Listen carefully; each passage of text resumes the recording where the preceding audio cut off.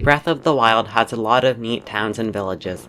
From Goron City on a volcano to Lurelin Village by the sea, Breath of the Wild offers a lot of neat places to explore, and today I will rank every town from Breath of the Wild. Number 9. Goron City. Goron City has to be the worst city or village in the entire game. Its design is unique from all the other towns with bridges over lava and cave houses, but one problem with the town, however, is that the town only has 2 general stores, and only one of which actually sells useful items, the other one just sells toasted food, and cause it's toasted you can't even cook with it. The other store is a bit useful though, and sells food that you can cook with and more. I don't visit Goron City too often because you need to equip special armor, which although isn't that much work, it can still be annoying. There are no big side quests in Goron City, unlike some of the other towns I will mention, so there are a lot of buildings with no important purpose. The atmosphere is rather cool with the bridges over the lava that I mentioned earlier, and all the buildings being spread out around this lava pond makes it feel bigger than it actually is, but it still feels small and I never feel like there are more things to explore here. Overall, it's not that bad of a town, but I wish it was bigger and had more interesting side quests and things to do. Number 8. KOROK Forest. I know it's not really a village or a city, but it has this icon on the map, so I'm going to count it.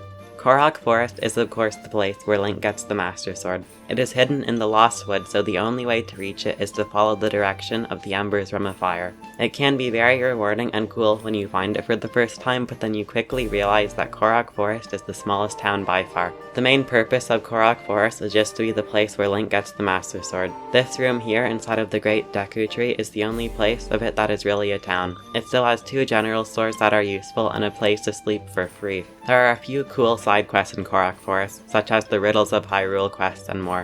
I quite like KOROK Forest, but it is just such a small town, and I wouldn't mind if it was more than basically just one room. There's really not much to do outside of the Great Deku Tree, but overall it's good. Number 7. Lurelin Village. Lurelin Village has a really nice atmosphere. It is located at the bottom right of the Faron region by the sea, and unlike Goron City, it actually has a minigame, even if it is rather simple. The village has such a nice design with the general store that is floating on the water and nice little beach houses. Because of this, Lurelin Village has a very peaceful and relaxed feeling to it. It only has 6 buildings, but there are a lot of things to explore outside of them, and there's something nice about having a huge cliff on one side of the village and an open ocean on the other. Something worth mentioning about Lurelin Village is that it's the only village that isn't really part of any main quest at all, so unless you're exploring, you might have trouble finding it. In my opinion, Lurelin Village is the most peaceful village in Breath of the Wild, but it has very few shrines and side quests and does feel a bit small, which is part of the reason why it feels so peaceful, but also means that you could spend less time there. Number 6. Rito Village. Rito Village is a town that is in the sky. It's built around a giant rock pillar and is the home of the Rito. Like KOROK Forest, its biggest flaw is simply its size. Because it's built around a rock pillar, Rito Village only has one direction to build, which is up. But because of this, you always enter the town in the same way and there aren't any hidden things to explore.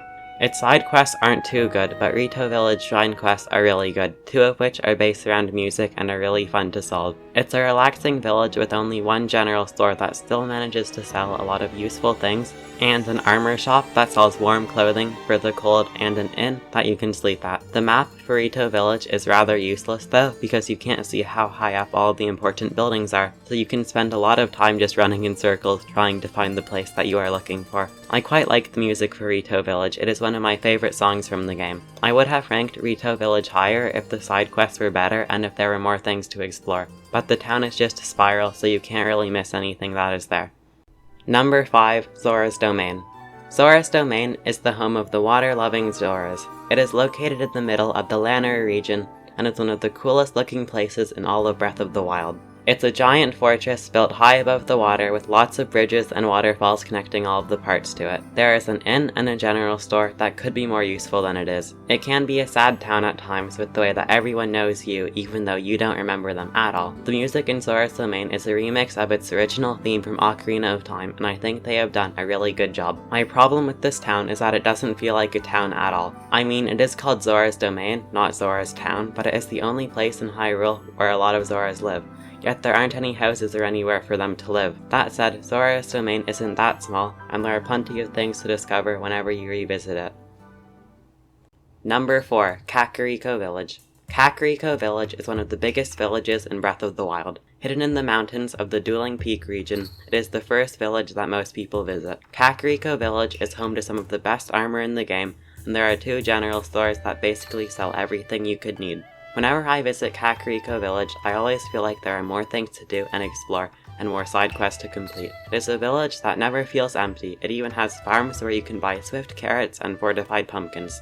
It is one of the few villages in Breath of the Wild that actually feels big enough to be called a village. It's cool how it is surrounded by tall mountains on all sides, which just adds to the effect, and also makes sense because it's probably easier to defend and attack from the Yiga clan when there's lots of mountains around you. There are a lot of good quality side quests in KAKARIKO village, some of which you can learn about from a book in Impa's house, which gives the world more of a complete feeling. I don't really like the new music for KAKARIKO village though. I think it would have been better if they remixed the music from Ocarina of Time like Nintendo did with Zora's domain music.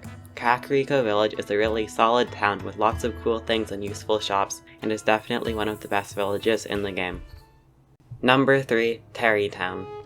TARRY Town is the most modern town in Breath of the Wild. Built by Hudson of the Bolson Construction Company in the Akela region, TARRY Town is built in the side quest From the Ground Up, where you help Hudson hire workers, collect wood, and more to build this town. Once the town is completed, there are so many things you can buy. It's the only place in all of Hyrule where you can buy rare ores like diamonds, and it's the only place where you can legally buy the Desert Bow set, and it has an inn that you can sleep at for free. TARRY Town is quite small, but has the feeling that it is growing and getting bigger and better by the day, though it's surrounded by a steep drop on all sides, so you couldn't really build much more there. TARRY Town always feels like home whenever you visit it, but there really isn't much to do there. It would be nice if there was a minigame or something here, so you had a reason to visit more. Another annoying thing about TARRY Town is that there is no shrine in it at all, but to get there easily, you need to warp to this shrine over here, and then glide all the way to TARRY Town. It doesn't add too much time, but it would be nice if you could warp to TARRY Town directly, without needing to use the travel medallion. TARRY Town is a very relaxing town built in one of the best side quests in the game with lots of useful things to buy, but my problem is that there is very little to do there, but overall it's very good. Number 2. HATENO Village. HATENO Village is the biggest village in all of Breath of the Wild, with over 15 buildings and 5 farming fields. It is the home of the only place in Hyrule where you can dye your clothes, and an armor shop that sells armor with a good defense value, and a general store that sells a lot of useful items. HATENO Village is also the place where Link's house is after you complete the Highland Homeowner side quest, and it is where you start the TARRY Town side quest. The other quests here are a lot of fun, even if some of them are a bit easy. Directly east of HATENO Village is the HATENO Ancient Tech Lab, where you can upgrade some of your runes and buy pictures for the Hyrule Compendium. My one problem with HATENO Village is the Weapon Connoisseur side quest. It starts by speaking to Neb, who is randomly running around, and then you show him the weapons he asks for. My problem with this quest is the first thing that he asks for is a Traveler's Sword, but after you complete the game you can't really find Traveler's Swords anywhere, so you should definitely complete the first part of this quest before completing the game. HATENO Village is a really good village with lots of buildings and things to do, and definitely deserves its spot at this spot of the list. Number 1. Gerudo Town. Gerudo Town has to be the best village in all of Hyrule. It is located in the middle of Gerudo Desert and is the biggest city from all of the Divine Beast quests. It's a city with walls on all sides and guards to prevent bows from getting in. Because of this, Link needs to wear a Vi outfit to get inside. Once inside, there are so many good side quests for you to do, and after you complete most of them, you get the Thunder Helm, so now you can freely be struck by lightning and not take much damage. After I got the Thunder Helm, I stopped visiting Gerudo Town as much because I thought I completed all of the side quests there, but there are actually more, they're just secret. Gerudo Town also has the best selection of things to buy in all of Hyrule, from arrows to opal earrings that increase your swimming speed, and once you complete a secret side quest, you can buy armor that glows in the dark. Near Gerudo Town, you can also do some sand seal racing, which is quite fun, and is part of a shrine quest, and you can waste all your good food trying to get information about the 8th heroine from a seal, because that just makes sense. Gerudo Town is definitely my favorite town in Breath of the Wild, for all the reasons that I just said. This list was very hard to make because of how good all of the towns are. Leave a comment with your favorite towns, and subscribe if you have enjoyed this video.